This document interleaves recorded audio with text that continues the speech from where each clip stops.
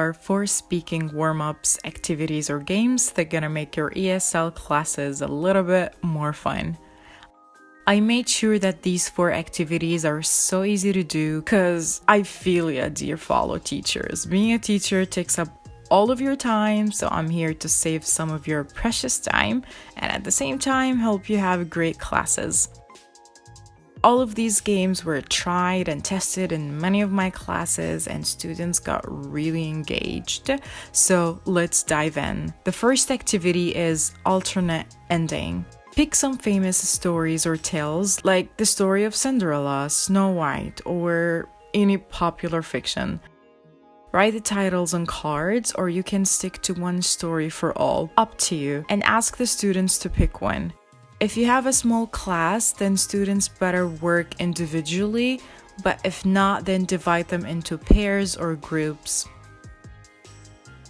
Then explain to them that they have to come up with an alternate ending to the story. This will require students to review the whole story, in English this time, and use their imagination to come up with a new and different ending to the story.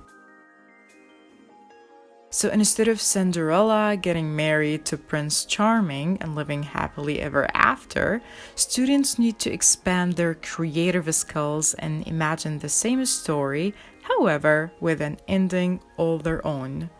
I remember a student told the class that Cinderella was actually a feminist and refused the prince's proposal.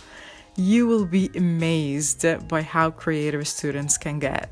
This is a funny activity and all you gotta do is just write some titles on cards. The second one is commercial time. Pick random stuff from around the classroom or pre-choose them before going into the class. Stuff like pens, staples, purses, mugs, tea bags, lipsticks, literally any item will do the trick. Put them in a bag and ask each student to take an item without looking. And don't explain anything to them. Let them get curious. Tell the students that you're the owner of a big company that produces this particular product and you need to advertise it. What would you say? How would you describe it? What would you do to convince the consumers to buy it? Let them know about homophones, rhyme, catchy phrases, and slogans. This is a really good life skill activity and students have always enjoyed it. 3. Role plays. Role play is a great way to prepare students to use English in real-world scenarios. I'm pretty sure you know how this activity works. You give each pair of students a conversation topic and they have to come up with a dialogue. Give them enough time to discuss and prepare.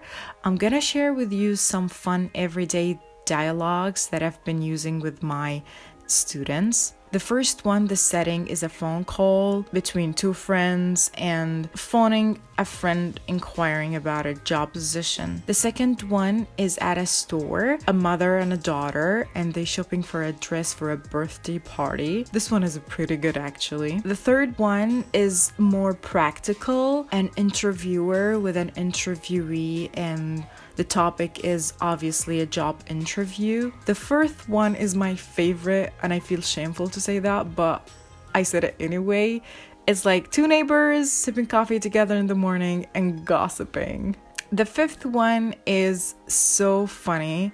A father and a son, or a mother and a daughter, whatever, and like one of the parents teaching math to their child. The sixth one is cheesy. A waiter and a customer, and the customer complaining about the food. The seventh one is also a favorite because you get the students to be in your shoes. So it's like basically a teacher and a student, and the student complaining about his or her mark. The last one is in a taxi between a driver and a passenger, and the topic is given directions. The last activity is 2 words for 2 minutes. Let me explain. You'll distribute some cards that has 2 to 3 words maximum, like these ones.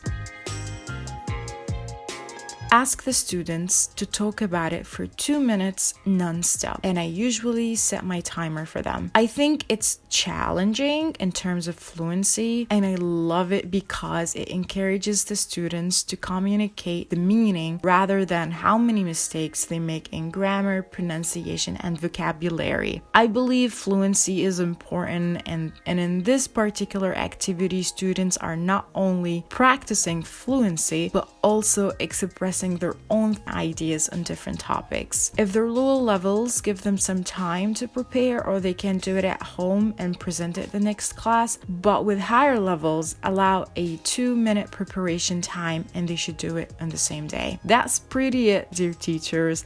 I know you're awesome and you got a bunch of other activities, but I hope I added something fun, inspiring, and new. Thank you for your time, and I'm positive you're just great being a teacher.